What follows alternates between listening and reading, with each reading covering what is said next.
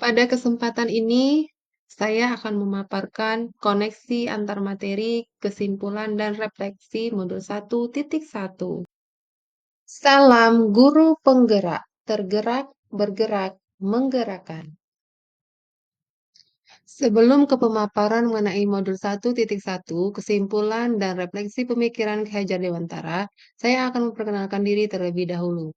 Saya Ari Astuti SPD SD, guru kelas SDN 1 Gumi Ulu, CGP Angkatan 11, Kabupaten Lahar, Sumatera Selatan.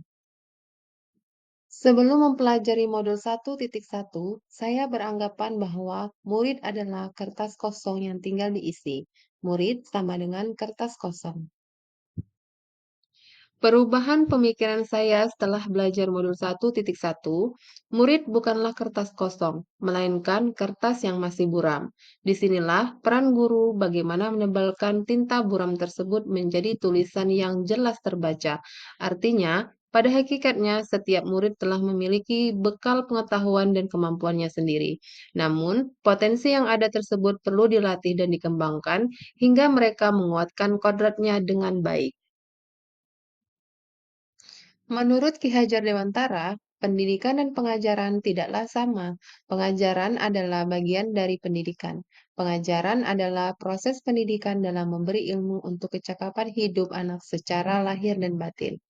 Sedangkan pendidikan adalah menuntun segala kodrat yang ada pada anak-anak, agar mereka dapat mencapai keselamatan dan kebahagiaan yang setinggi-tingginya, baik sebagai manusia maupun sebagai anggota masyarakat.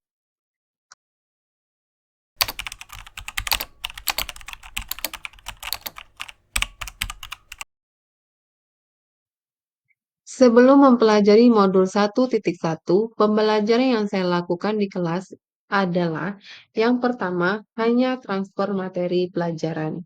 Saya menganggap ketuntasan dalam penyampaian materi lebih penting daripada memahami karakteristik murid.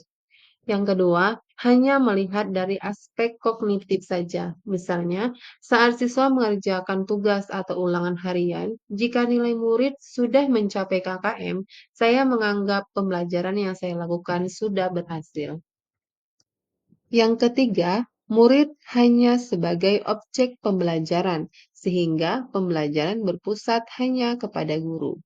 Dan yang keempat, hanya meminta siswa menghafal materi yang sudah saya ajarkan.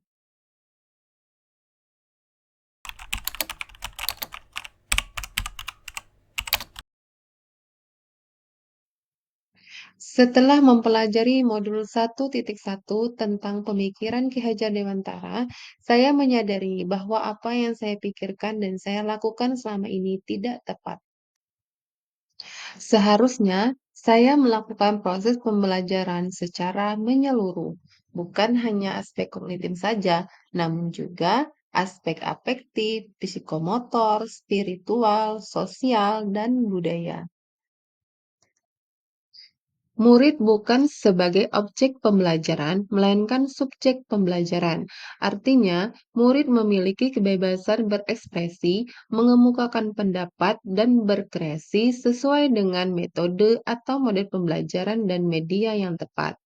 Guru seharusnya sebagai fasilitator dalam pembelajaran. Guru harus ikhlas, penuh kesabaran, agar terwujud pembelajaran yang menyenangkan dan berpusat pada murid. Selain itu, guru juga harus memahami karakter murid karena setiap anak itu unik dengan kelebihan dan kekurangannya masing-masing. Saya harus menghargai setiap karakter murid, berikan kesempatan untuk mereka tumbuh sesuai dengan kodratnya.